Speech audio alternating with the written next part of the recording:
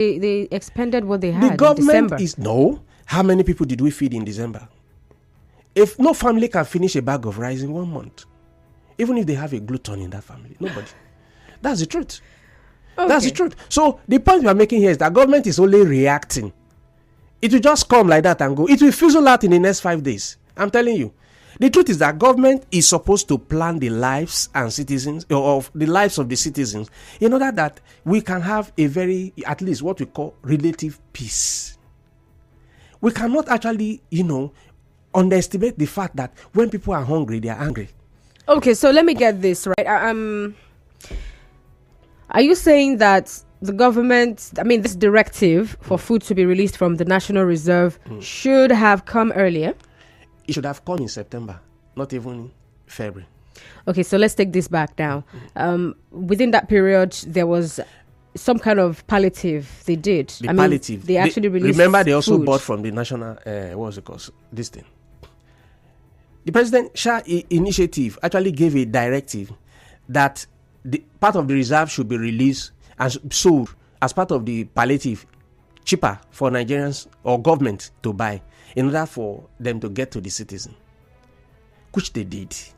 And now they are coming back in February again. If we keep releasing from our reserve, a time will come, there will be nothing in the reserve. But then there's need for what they're doing. I'm not against it. What I'm saying is this: we should plan it. We should have planned this, that by September, this is what we are going to do. The best gift government can give to citizens is to make sure that they are well fed. At least they will not have energy to wither the storm of energy crisis. Now, there's no food. Those who claim that they distributed the food, they have entered their homes and they are all smiling to the banks. They've given the food to their relatives. Sometimes some of these things that they claim that they gave us as palliative, they are somewhere else in somebody's cover or perhaps somebody's storehouse, waiting for when this thing will increase. They will not say, we're pushing this one out.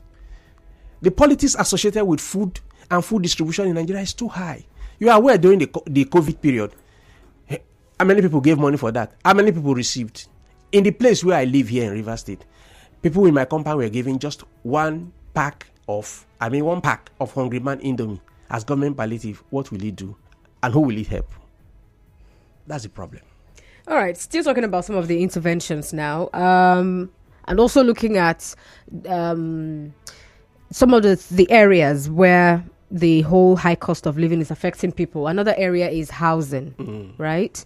And the River State government has started a housing unit project. I think 20,000 housing units or so. Yeah. And then yesterday, President Bola Tinubu flagged off another one. This one is in Abuja. I think about 3,000 housing units. I need to get to the story so that I'm very sure of what I'm saying. Let me find it. Yes. So, yeah, they launched over 3,000 housing units in the FCT. And that was where the president was saying so many other things that he said. Now, do you see, these projects addressing, or even more of this kind of project, right?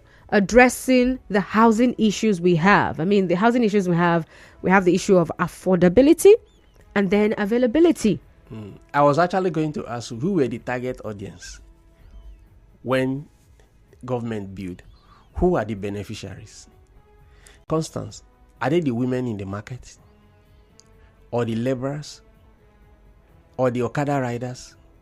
These are the least people in the wrong of the society. They don't benefit from that. It's for the elite.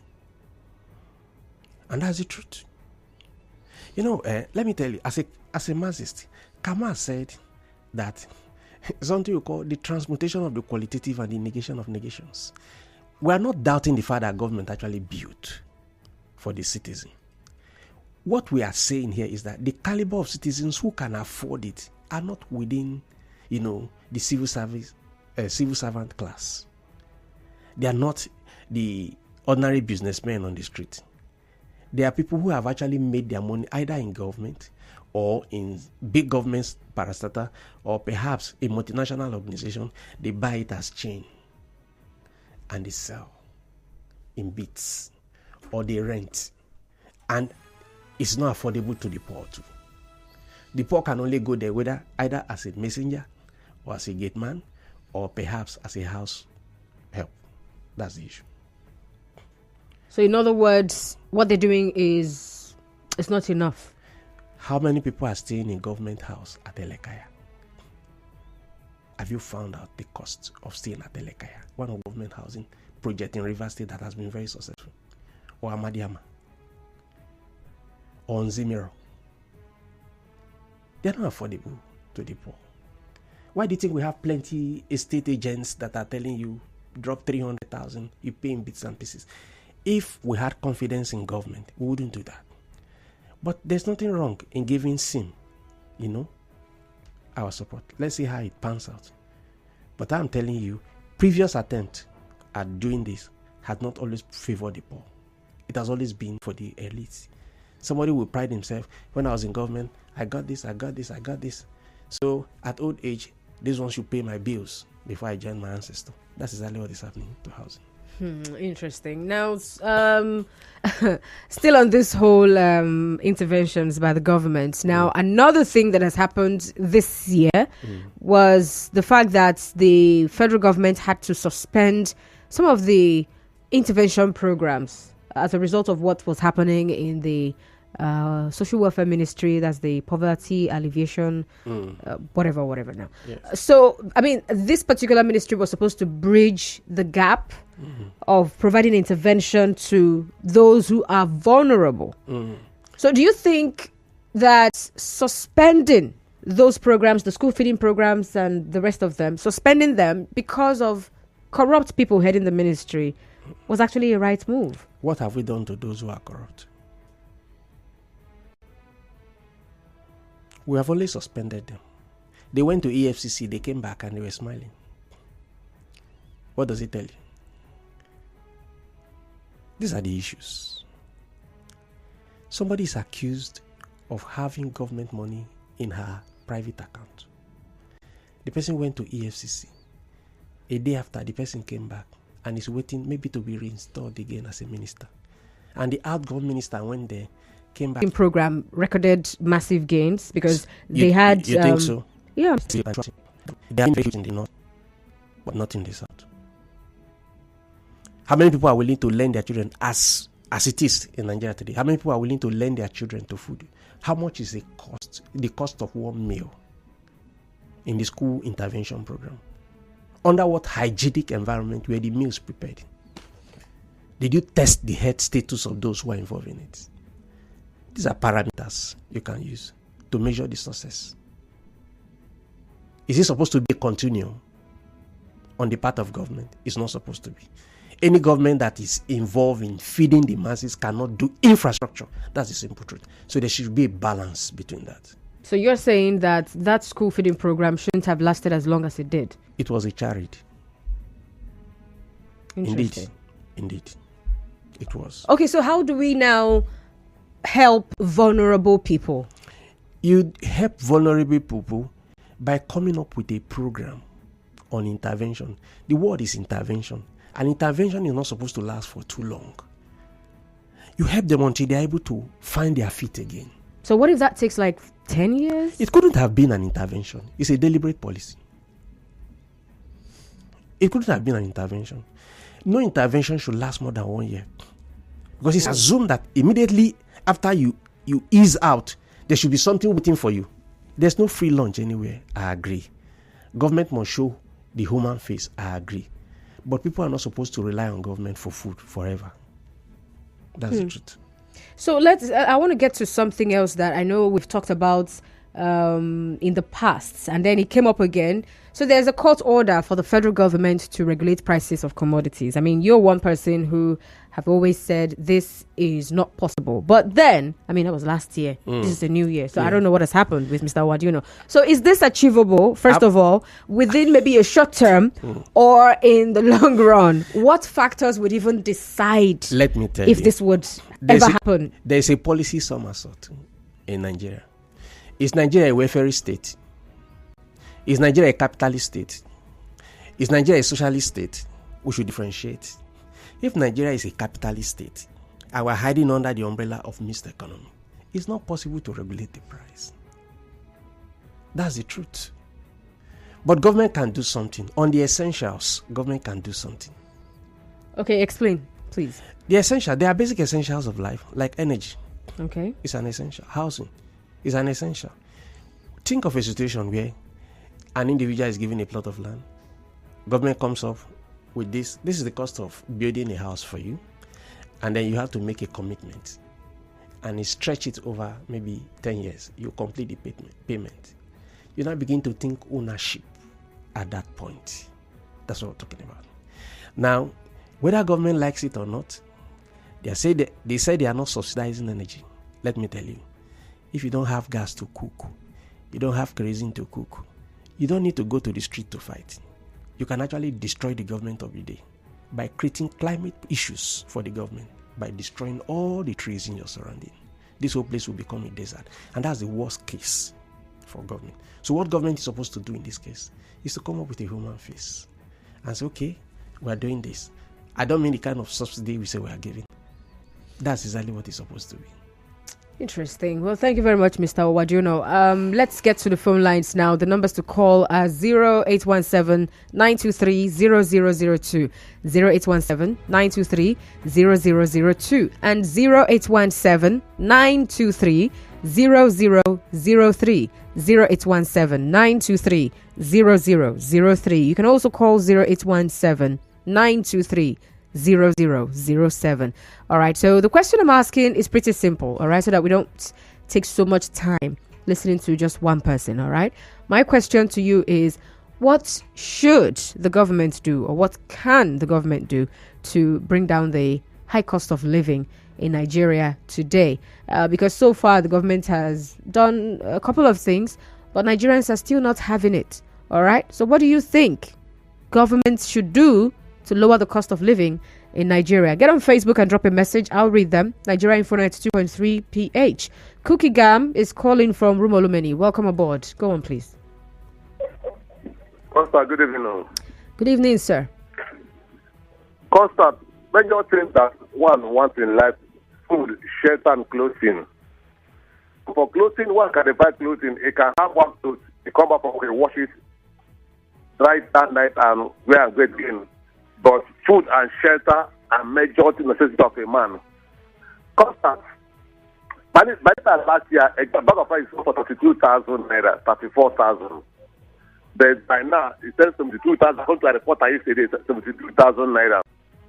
Last year, this time, Indomie sold for 3,000, by now, it's sold for 7,000 naira. Because I have just major problem with the government now. The CBN governor is my problem. He don't have policy to run CBN. You don't have to run CBN. So I'm asking you for solutions, Cookie Gam. The naira, the currency to float. Since then to do, he has been able to manage that currency to today. All right, Cookie Gam. 1,400 naira now. Last year it was 700 naira in parallel market.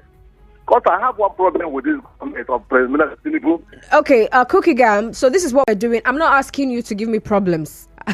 We've analyzed all the problems, all right? I want to get solutions from you. What can the government do? I mean, we all know what it is they're not doing well, all right? So what do you think, what have you thought up? What is that thing you think the government should actually do to reduce the cost of living in Nigeria? One, he has no idea of Nigeria. Oh, wow, you're still on the line. All right, Cookie Gam, thank you. Hello, Charles from Port Harcourt.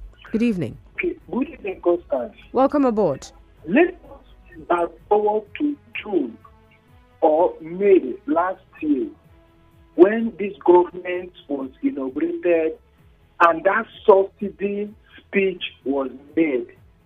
From that day, it was as if the whole hell was let loose upon this country's economy. If this government are sincere and if are serious, is to immediately go into petroleum. I don't know. This is a very common thing that they know of, but they are not asking. You are releasing 100 tons of grain. How many people will it get to? The palliative that they release during COVID-19 and all the rest, people are hijacking. They are doing things that are not thinking and are not related to the situation. Those people in petroleum stuff, what is working the petroleum? You don't go back to the refinery, you don't go there.